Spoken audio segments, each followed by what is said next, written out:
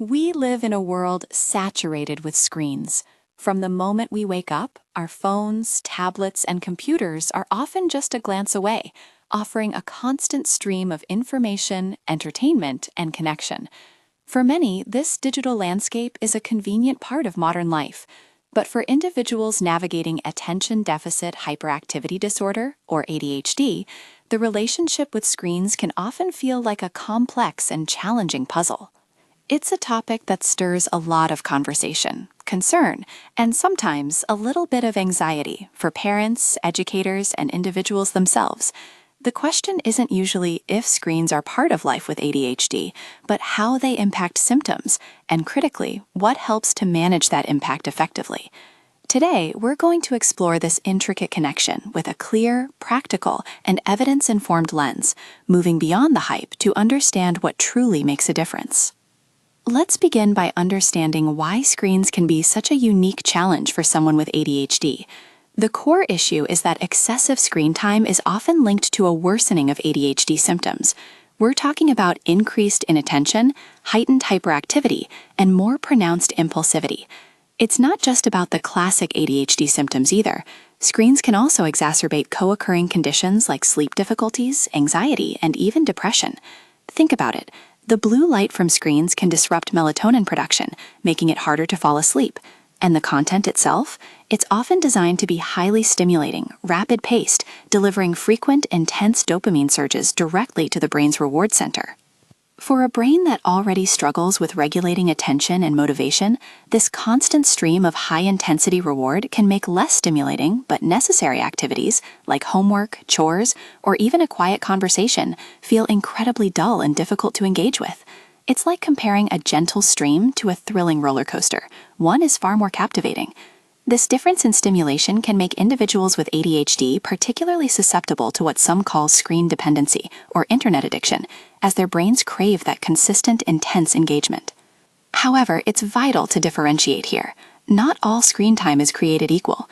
While recreational content, think fast-paced video games, endlessly scrolling social media, or binge-watching shows, is most strongly associated with increased symptom severity, especially inattention and hyperactivity. Structured learning or educational screen use often has a different impact. Engaging with a carefully designed educational app or a focused online lesson is fundamentally different from passive, high-stimulation entertainment. This nuance is crucial, and it's a point often lost in broader discussions. Now, this topic is trending not just because screens are everywhere, but because we're increasingly aware of what's called the attention economy.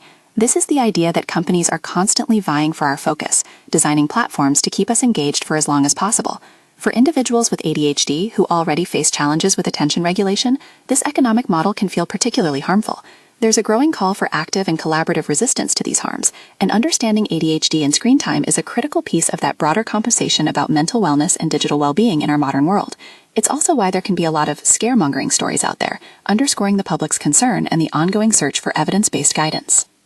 So with that background in mind, let's shift our focus to the truly important part: what helps?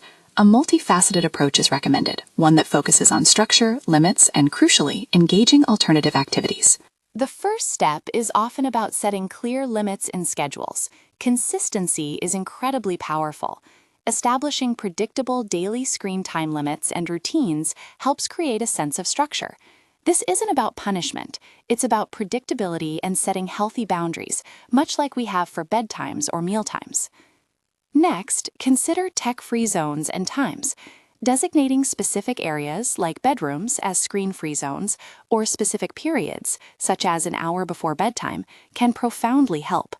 Removing screens from the bedroom promotes better sleep hygiene, and a screen-free period before sleep allows the brain to wind down naturally, free from stimulating content and blue light. Equally important is promoting alternative activities. It's not enough to take screens away, we need to offer appealing alternatives. Encourage engagement in non-screen activities that foster creativity, physical activity, and real-world connection. Think about reading, arts and crafts, outdoor play, sports, board games, or other hobbies. These activities provide different kinds of stimulation, support development, and offer a sense of accomplishment that's distinct from digital rewards. For necessary longer screen tasks, like schoolwork or a creative project, breaking up screen time can be very effective. Rather than expecting sustained focus for an hour or more, break it into smaller, manageable increments, perhaps 20 or 30-minute chunks, with short breaks in between. This aligns well with how individuals with ADHD often process information and maintain attention. Another practical step involves customizing notifications. Our devices are constantly vying for our attention with pings, banners, and vibrations. Taking the time to turn off unnecessary notifications on phones and tablets can significantly reduce distractions and allow for more focused engagement with whatever task is at hand, whether it's screen-based or not. Now, managing screen time isn't just about the individual with ADHD, it's a family affair.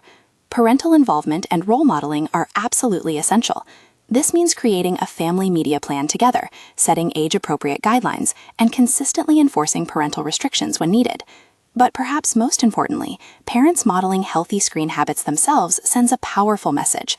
Children learn by observing, and if parents are constantly glued to their devices, it's harder to instill different habits in their children.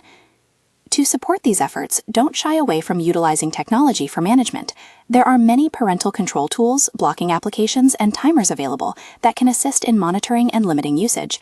These tools aren't about spying, they're about providing external structure and support, which can be incredibly helpful for executive function challenges inherent in ADHD. Think of them as assistive devices for digital well-being. Finally, encouraging mindful and structured screen use is key. This means being selective about what content is consumed and why. Prioritize real-life interactions over passive screen engagement, and consider using screen time as a reward for completed tasks or achieved goals. This helps associate screen use with productivity and responsibility, rather than just an automatic default. It's worth noting that guidance on these strategies comes from various respected organizations, including the American Academy of Pediatrics, the World Health Organization, CHAD, and ADHD. This isn't just anecdotal advice, it's informed by medical and psychological understanding. Now, as we conclude, let's circle back to the nuance. The debate around ADHD and screen time isn't always black and white. There's a significant discussion about whether screen time causes ADHD or merely exacerbates existing symptoms in those already predisposed. Current research often leans towards correlation rather than direct causation of the disorder itself. Furthermore, screen time itself is an oversimplified concept.